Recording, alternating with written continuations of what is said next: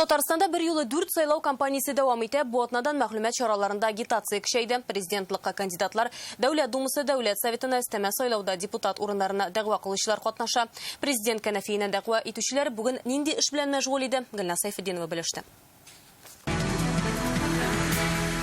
Экономика – это, как вчера сказал премьер-министр Мишустин Михаил Владимирович, на Дальнем Востоке, это кошелек, из которого появляются больницы, дороги. Президентка кандидат Рөстәм Миңнехановның сайлау штабында бүген чираттагы очрашу. Республикада яшәүчеләрнең тормышын сыйфатлы итү өчен икътисад үсешеннән файдалану турында фикер алышалар. Түгәрәк өстәл артында белгечләр, Дәүләт Думасы Дәүләт Советы депутатлары, эшмәкәрләр. Республика бүген тулаем эчке продукт күләме буенча 56-нчы, инвестицияләр җәлеп итү буенча 5-нче урында. Икътисадның үсештә булуы халыкның яшәү дәрәҗәсендә чагылыш таба диләр.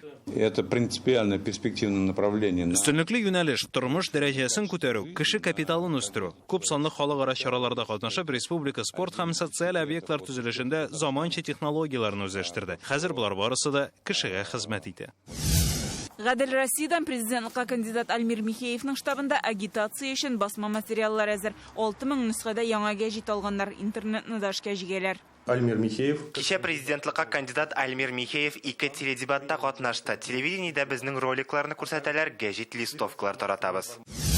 Естественно, каждый день мы выкладываем новости все на сайте и в наших социальных сетях. Рост партиясының кандидат Олег Коробченконың сайлау штабында мәгълүматны сайтка, социаль челтәргә урнаштыралар. Зур шәһәрләрдә элмә такталар куелган, кандидат үзе сайлаучылар белән очраша. Мы встречались с трудовыми коллективами. Хезмәт коллективлары, эшмәкәрләр белән аралашабыз. Ярчаллыда, Ширмешәндә, Түбән Камада, күп районнарда булабыз. Россия коммунистларының кандидат Альфред Уәлиев матбугаттагы дебат чыгышларны калдырмый. Бүген график буенча ул Яңа гасыр каналына килде. Телеэкраннарда роликлар күрсәтелә. Шулай да алар басма материалдан баш тартмаган.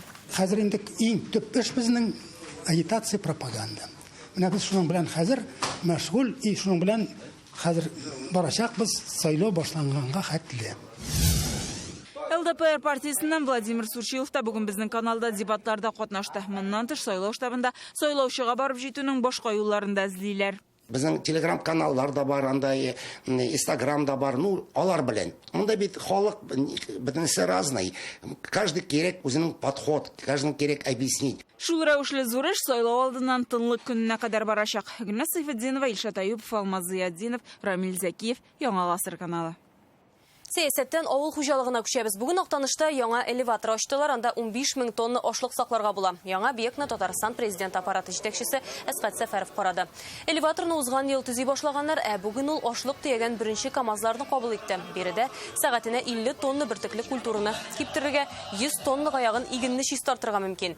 Үз лабораториясе бар, электр энергиясе исә монда яңа станциядән киләчәк. Аны да бүген эшләтеп җибәрделәр. Ул район халкын өзлексез рәвештә электр белән тәэмин итәргә мөмкинлек. Такие красивые здания. Ауылда, не в районном центре. Это еще нужно сказать. Он боится, что скоро районный центр из Канаша переедет в Аняка. Поразгада саулык, санаметник, именно Тармаш Хамову штатали. Рахмат сыградали.